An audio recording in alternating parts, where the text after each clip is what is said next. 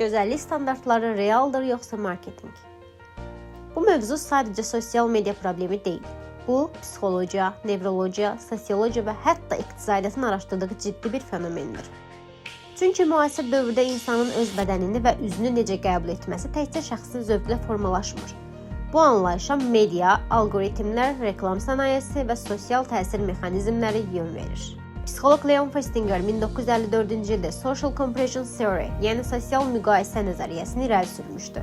Bu nəzəriyyəyə görə insan özünü qiymətləndirmək üçün daim başqa insanlarla müqayisə aparır. Festinger qeyd edirdi ki, insan öz dəyərini tam obyektiv ölçə bilmədiyi üçün ətrafındakı insanları referans nöqtəsi kimi istifadə edir. Əvvəllər bu müqayisə lokal idi. İnsan özünü məktəbdəki, məhəllədəki və ya iş yerindəki insanlarla müqayisə edirdi. Amma sosial medianın yaranması ilə bu sistem tamamilə dəyişdi. İndi bir insan bir gün ərzində minlərlə idealizə olunmuş görüntüyə məruz qalır. Burada nevrologiya işə düşür. İnsan beynində reward sistemi, yəni mükafat sistemi fəaliyyət göstərir. Bu sistem əsasən dopamin neyrotransmitteri ilə əlaqəlidir. Neuroelm araşdırmalarına görə dopamin sadəcə xoşbəxtlik hormonu deyil. O, daha çox motivasiya, istək və davranışın təkrarlanması ilə bağlıdır. Stanford Universitetinin neyrobiyoloqu Robert Sapolsky dopaminin əsas funksiyasının mükafatı almaq yox, mükafatı gözləmək olduğunu vurğulayır. Yəni insan sosial mediada maraqlı görüntülər gördükcə beyin həmin hissi yenidən yaşamaq istər və insan davamlı scroll etməyə başlayır. TikTok və Instagram kimi platformalar məhz bu psixoloji mexanizmlər üzərində qurulub.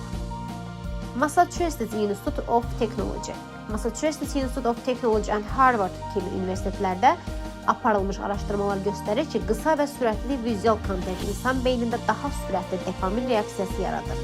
Bu isə platformalardan ayrılmağı çətinləşdirir. Ən vacib məqamlardan biri isə normalization effekti, yəni normallaşdırma effektidir. Psixologiyada bu anlayış insan beyninin davamlı gördüyü görüntüləri zamanla normal qəbul etməyə izah edir.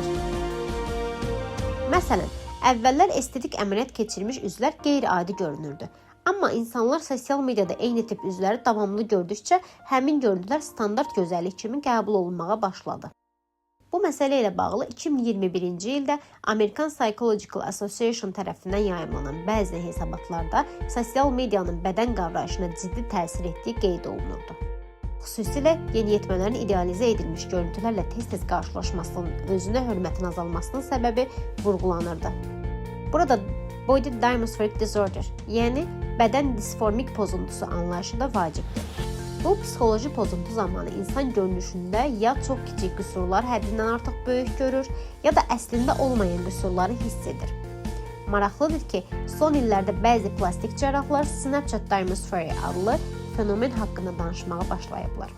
Bu termin insanların filtrli görüntülərinə bənzəmək üçün estetik əməliyyat istəməsini təsvir edir.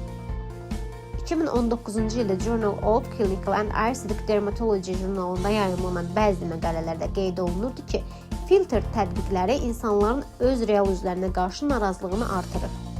Ən böyük problemlərdən biri isə budur ki, insan beyni rəqəmsal görüntülərlə real görüntüləri həmişə tam ayırd edə bilmir. Çünki sosial mediada gördüyümüz bir çox görüntü filtrlərdən keçir. Retouch edilir, işıqlandırma dəyişdirilir, kamera qucaqları ilə manipulyasiya olunur, bəzən isə tamamilə AI ilə dəyişdirilir. Amma beynimiz bunları real insan standartı kimi yadda saxlayır. Sosiologiya baxımından isə gözəllik anlayışı tarix boyu dəyişib.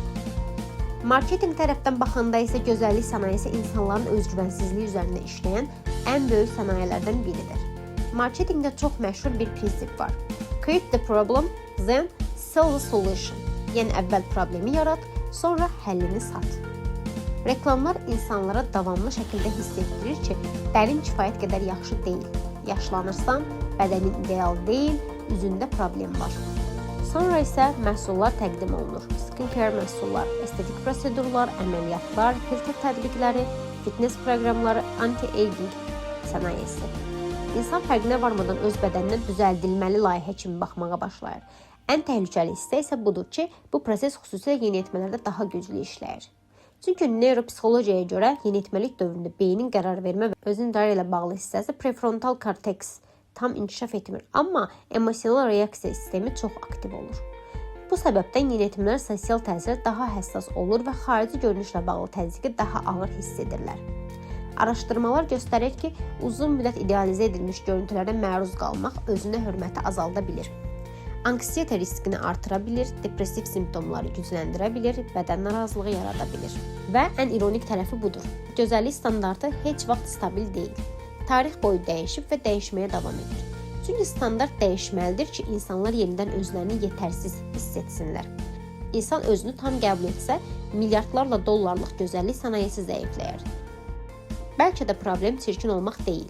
Bəlkə problem odur ki, müasir dünya insan bədənini artıq insan kimi yox, davamlı optimizasiya olunmalı bir layihə kimi baxır.